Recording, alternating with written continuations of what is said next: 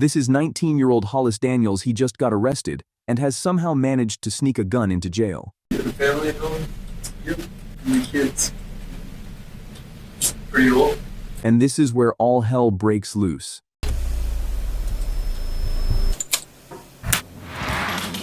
The moment this happens, the entire police station goes into lockdown as officers scramble to make sense of the situation. They have no idea who did this, and how something like this can even happen. Hollis, on the other hand, was by this time long gone, and thought he was going to get away with it.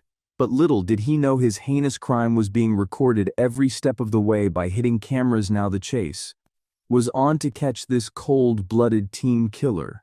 You know, it's funny, my mom called me and said, "Reed, are you okay? There's been a shooting, and they say it's you." And immediately then I knew I'm going to jail for the rest of my life.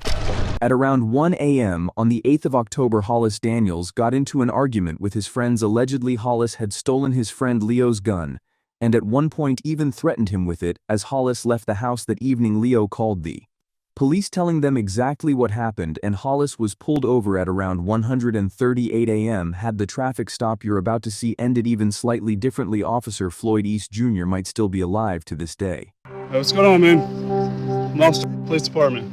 Where were you coming from? Nobody's house. We got a call about you causing a disturbance. A disturbance? Yeah, over at your friend's house. What's your friend's name? Leo? Leo? Yeah. Okay, why is Leo calling us, telling us you're messing with him? I have no idea, sir. Because I guess he didn't. I don't know. I'm not sure, sir. Okay. You have any guns or any weapons in the vehicle? No, sir. Any drugs or anything like that? Step out here and talk to me, man, okay? Okay. Is that necessary, sir?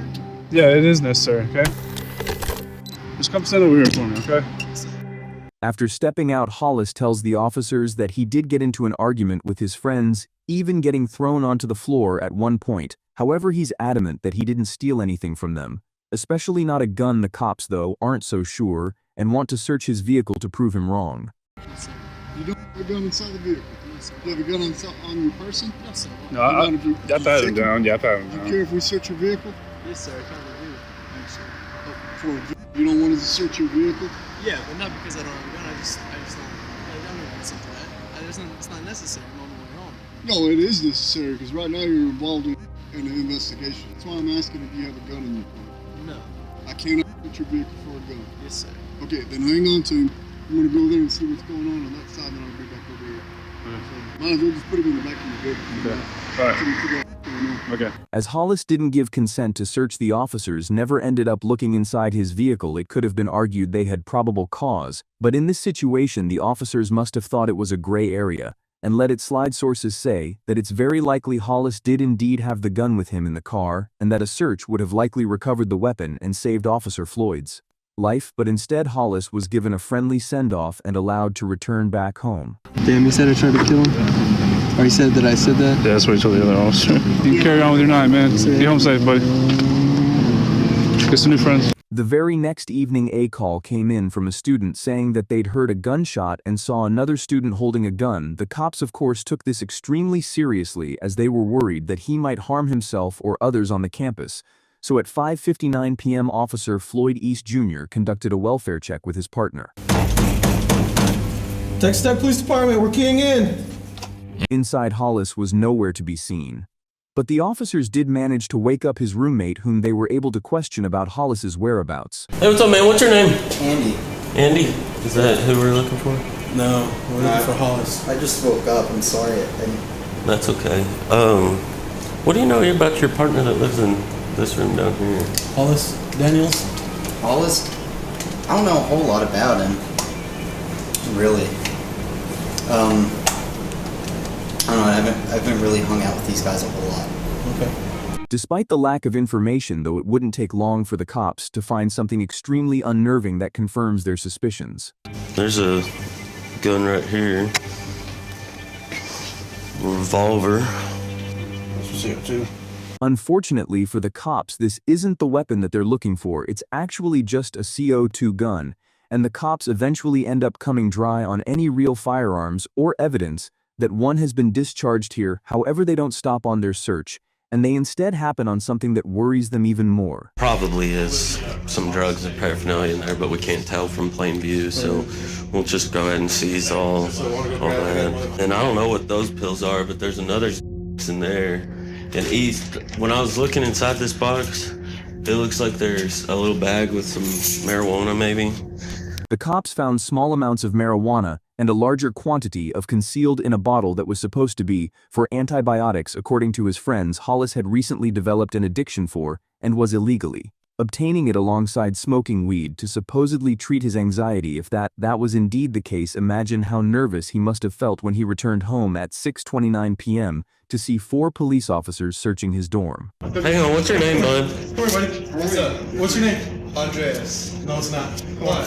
What's going on? No, what's going on? Come on. We've already talked to your other 3 roommates. We know what they look like. Yeah. That was a good try, though. Hey, stand up for me real quick. Do you have any weapons or anything on you? Interlace your fingers on top of your head. This is the first of 2 searches that will be conducted on Hollis, marking the most pivotal points in this case. From this point onwards, he's never let out of the officer's sight, and he never retrieves a gun from anywhere. It would later come to light that at this very moment he had a loaded .45 caliber pistol concealed in his waistband. A search should confirm that, but watch what happens when they start to pat him down. Spread your feet out a little for me. What's all in this pocket? Money? Money? Yeah, I can take it out. Yeah. Is it okay to just empty out all your pockets while we're doing this? Do you have? Don't move your hands. No, do you have, is that necessary? I'm asking you a question. No, I don't consent to it. No. Okay. Somehow the officers don't find the gun that'll be used to shoot one of these officers in just 1 hour from now, but the cops are clearly still suspicious. He gave a fake name and seems extremely nervous while being searched, tentatively asking to avoid searching in certain places. So what's going on with all this stuff in your room? I smoke pot sometimes, I said, and I have a few pills in there, yes, sir. All that stuff in there's yours? Yes, sir. Okay. So you don't have a prescription for Xanax? No. 'Cause that's a lot of Xanax for one person. While he's not in cuffs, Hollis seems remarkably calm, so while he's relaxed, they ask him a couple questions about the weapons before they throw them in cuffs. I have I do have a pellet gun, but it's not loaded. Yeah, we saw that It's not too. CO2. Okay. Well, What do you use the CO2 gun for? honestly, I haven't even loaded it down here. Back home, we used to just shoot squirrels and stuff. I thought it'd be kind of fun, but then I realized I got here, there's not many squirrels here, you know what I'm saying? Then we also got a report of a gunshot. There was no gunshot.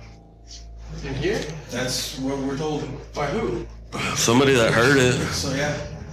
Oh, no, yeah, I wasn't even here last night. I was over at my buddy, 28th Street. What time did the shot go off? Because if you look up the police reports from Officer, what's his name? It was Duckworth, Officer Duckworth. We went through this whole thing. Did he write you a ticket or He anything? didn't write me a ticket. He let me go because the whole situation was they thought that I stole their gun, and so then they went and searched my car. You can look and I see you can look at his what time he pulled me over, and I bet that whatever time the gunshot was reported won't actually, because that wasn't.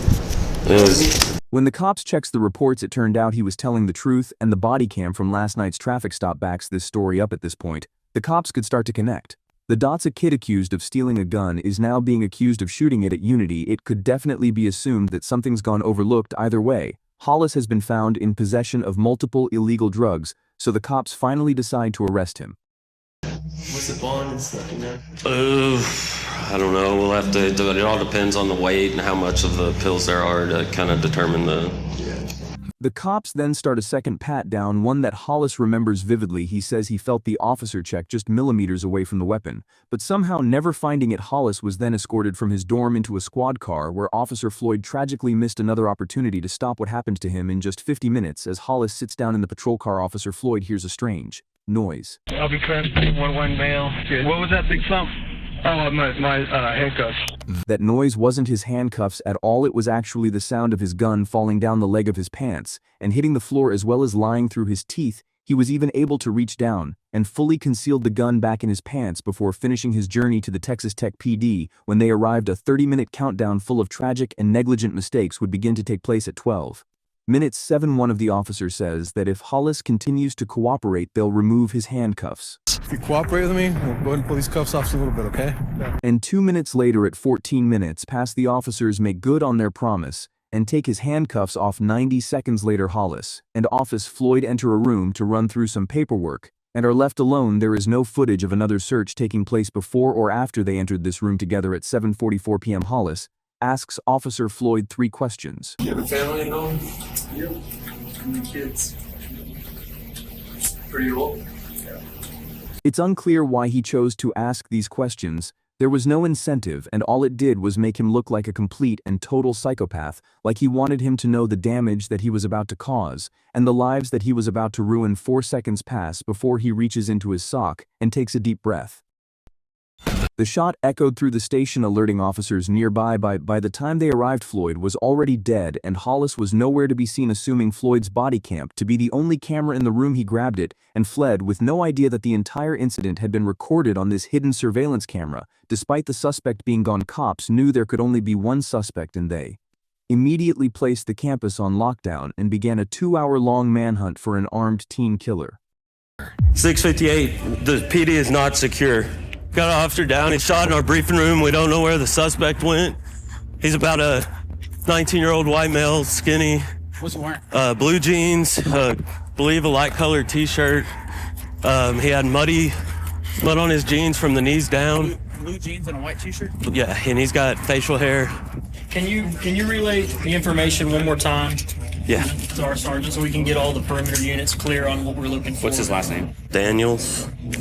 Daniels' last name, first name Hollis. After securing the area, detailing a full and proper description of Hollis, and searching the campus for a total of 90 minutes, Hollis was eventually found and apprehended without further injury. When he was finally caught, he said cold-bloodedly that he was, quote, the one that shot their friend. He was found carrying Floyd's body cam and a loaded .45 caliber pistol. At every turn, Hollis got as lucky as he possibly could have, while Floyd got the opposite. After being caught, Hollis also told the officers that he'd done something up and illogical, implying that he had some remorse for what happened. However, a phone call to his family recorded at 11:14 that night showed that the only thing he regretted was being caught.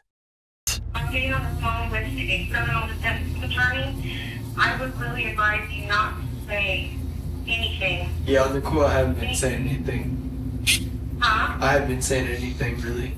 Okay. But there's pretty solid proof against me, and it's the problem. I know that, Reed, and I know that you think that doesn't matter, but I'm telling you, no. I don't, you know me, Carrie, you know me, I'm not gonna say I supported someone who assaulted me yesterday. I said, no, he didn't assault me. You know me, I'm not gonna say anything that would jeopardize that. I'm just saying, I love you, and you'll get through this. Yeah, it's my dumb fault that I shouldn't have done this anyway. I'm stupid. Hollis's demeanor in this call is frankly terrifying. It's almost as if he's talking to his family about the drug charge and not the first-degree murder charge, and the biggest issue on his mind seems to be being kicked out of school. This may be a little more extreme. I think that they're probably going to kick me out of Texas Tech High School, and I think that they're... Huh?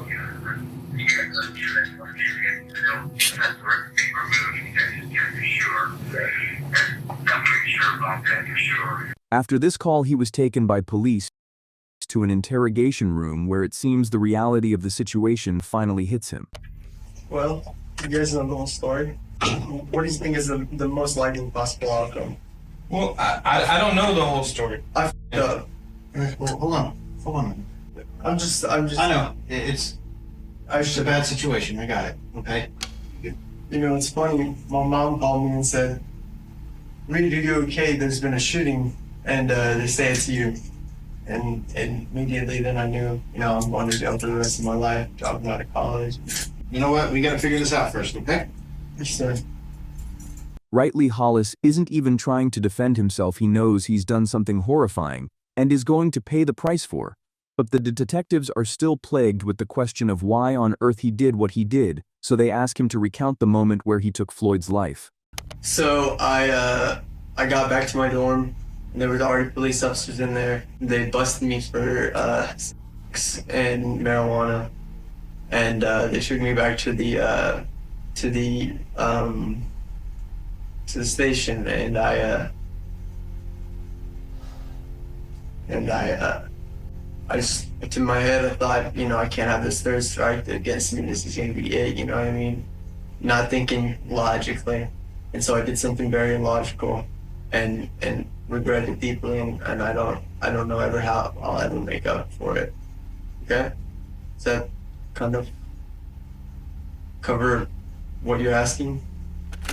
Hollis seems to be seeking approval from the detectives. It genuinely does seem as though he feels guilty for what he did, as he's putting himself down and asking the detective if what he said is enough. I was taken back to the police station, and something just clicked in my head, and I said, I can't do this. I can't go back like this. But then I made a worse decision to go back and do something that I thought I could. I'm just ready to go to jail, call my parents. I really would like to call my parents because they're worried and sick about me because I saw it on the news. He's stuttering, repeating himself, and all he wants to do is call his parents. Hollis is starting to shut down, overwhelmed with shame, regret, and guilt. The longer this conversation goes on, for the more you have to wonder what compelled him to take that officer's life in the way that he did. And you've got to imagine his power parents are thinking the very same thing. Hello, it's Dan. Hey, Dad, it's me, Reed. Reed, honey, are you okay? I'm okay. I'm very safe. I'm with some very nice people right now, and I'm in trouble, and I messed up badly.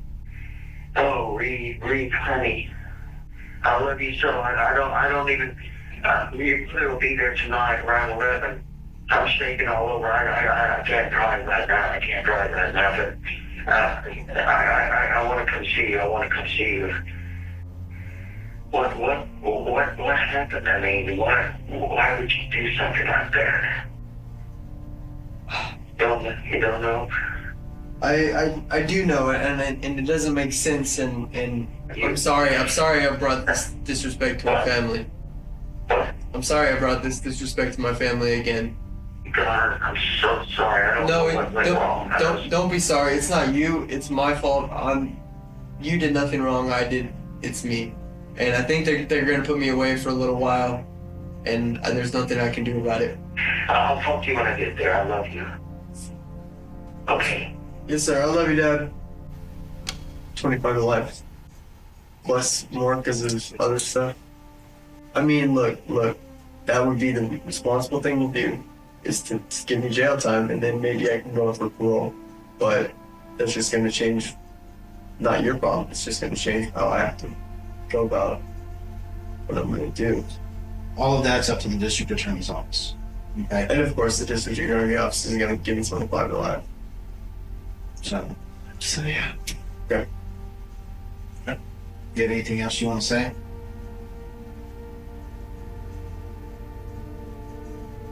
I guess not. But Hollis's motive for all of this, though, would be the biggest mystery of all. Some say it was influenced by his addiction. Some say that he had undiagnosed mental problems, or a combination of the two. At the end of the day, it's all speculation. And we can only turn to what he said in court. It doesn't make sense. I thought I was stuck. I thought it was all over. I thought this was an opportunity to go out to commit. There was no rational line of thought that I had. He also told the court that he wanted to go out with a bang, and that he asked Floyd about his family because he wanted them to be the last thing that he thought about. It seems as though Hollis panicked. He was scared about the consequences of the drug charges, and was influenced by drugs, mental issues, or something else to take the absolute worst route possible. After dodging 3 separate searches and almost being caught multiple times, he might have even thought that this was meant to be. He turned a simple possession of narcotics charge into a first-degree murder charge, and now he's facing the death sentence. When asked why the jury should spare him, he said, "I think it's totally fair to say life for life, but then on the other hand, I think about my family, and the truth is I'm biased in my own favor. I don't want to die not anymore." After deliberating for 3 days, a jury eventually concluded that Hollis should serve life in prison without the possibility of parole.